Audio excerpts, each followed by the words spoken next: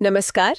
आज हम हरियाणा विधानसभा चुनाव 2024 के बाद जो एक काफ़ी गंभीर मामला सामने आया उस पर बात करेंगे। ये मामला वोटर लिस्ट मतलब मतदाता सूची में जो कथित गड़बड़ियां हैं उससे जुड़ा है। हमारे पास जो जानकारी है वो मुख्य रूप से कांग्रेस नेता राहुल गांधी के आरोपों पर आधारित है और साथ ही चुनाव आयोग ईसीआई ने जो जवाब दिया है वो भी देखेंगे। जी, और इसमें बीजेपी की प्रतिक्रिया भी शामिल है। हाँ बिल्कुल।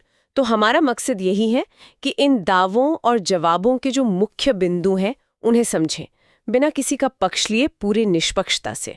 और शुरुआत एक ऐसे दावे से करते हैं जिसने काफ़ी सुर्खियां बटोरी। कहा गया है कि एक ब्राज़ीलियन मॉडल की तस्वीर 22 अलग अलग वोटर आईडी पर इस्तेमाल हुई। चलिए देखते हैं ये पूरा मामला है क्या असल में। तो सबसे पहले आरोप क्या है, मोटा मोटा क्या कहा जा रहा है? देखिए, मुख्य दावा ये है कि हरियाणा की वोटर लिस्ट में करीब 25.41 लाख मतलब लगभग 2.5 मिलियन नाम ऐसे हैं जिनमें गड़बड़ी है। 2.5 मिलियन, ये तो बहुत बड़ा आंकड़ा है। जी, काफी बड़ा। इसमें जैसे डुप्लीकेट नाम हैं या फिर पते ही फर्जी हैं, ऐसा आरोप है। और वो मॉडल वाली बात कि एक ही तस्वीर 22 बार। हाँ, वो एक खास उदाहरण दिया गया है कि एक ब्राजीलियन मॉडल की फोटो 22 बार अलग अलग नामों से अलग अलग बूथ पर रजिस्टर है। ये अपने आप में सुनने में बहुत अजीब लगता है।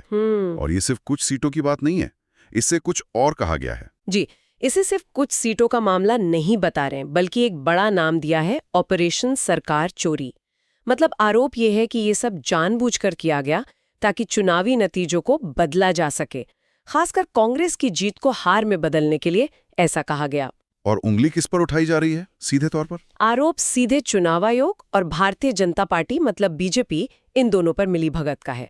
साथ ही युवाओं से, खासकर जेनजी से अपील भी की गई है कि वो समझे कि कैसे कथित तौर पर भारत के लोकतंत्र की आत्मा पर हमला हो रहा है।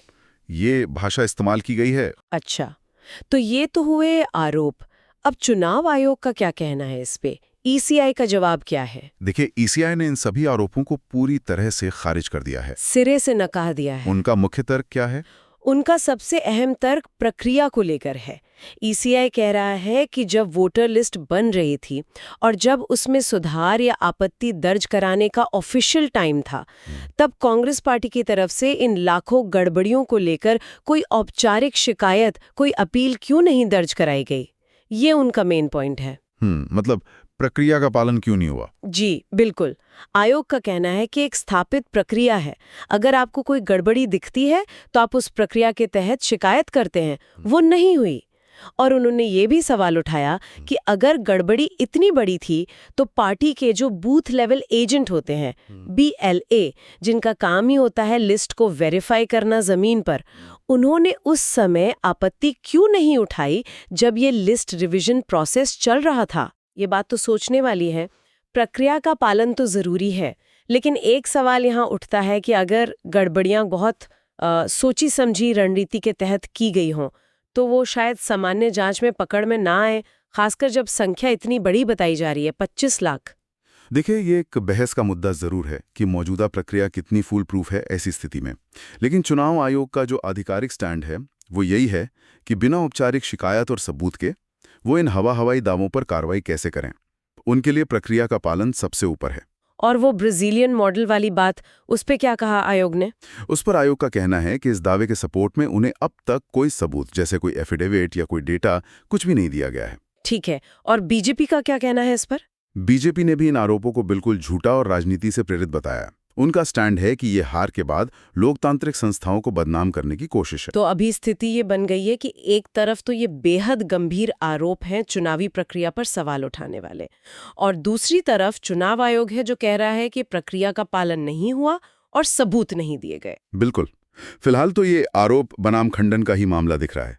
इन दावों का कोई स्वतंत्र सत्यापन, कोई इंडिपेंडेंट वेरिफिकेशन अभी तक सामने नहीं आया है। और ये भी ध्यान रखना जरूरी है कि ये आरोप ठीक उस समय आए हैं जब कुछ और राज्यों में भी चुनाव होने वाले हैं। तो इससे राजनीतिक माहौल और गर्मा गया है, ये कह सकते हैं। सही बात है। तो इसके आगे दो रास्ते दिखते हैं ना? जी बिल्कुल। दो पहलू साफ हैं। अगर ये आरोप सही साबित हो जाते हैं किसी जांच में, तो ये भारत की पूरी चुनावी प्रणाली की विश्वसनीयता पर एक बहुत बड़ा प्रश्न चिन्ह लगा देगा। बहुत गंभीर बात होगी ये।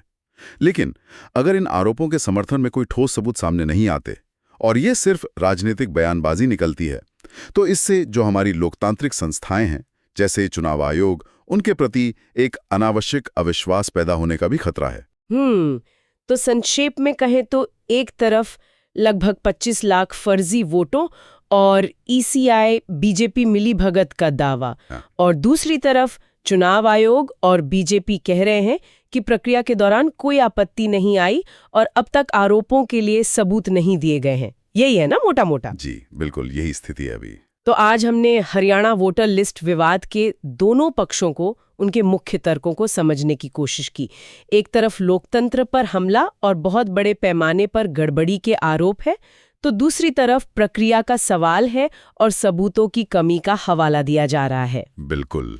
और देखिए, इस पूरे मामले में आगे सबसे जरूरी चीज यही होगी कि तथ्य सामने आए, फैक्ट्स क्या हैं। चाहे आरोप हो या जवाब, उनका एक स्वतंत्र और निष्पक्ष सत्यापन, वेरिफिकेशन होना बहुत जरूरी है, ताकि चुनावी प्रक्रिया में जो आम नागरिक का भरोसा है वो बना रहे। हाँ, ये भरोसा बहुत अहम है, और ये स्थिति हमें एक विचार के साथ भी छोड़ जाती है सोचने के लिए कि आज का जो दौर है, जहां सूचना और गलत सूचना मतलब डिसइंफॉर्मेशन दोनों ही बहुत तेजी से फैलती हैं।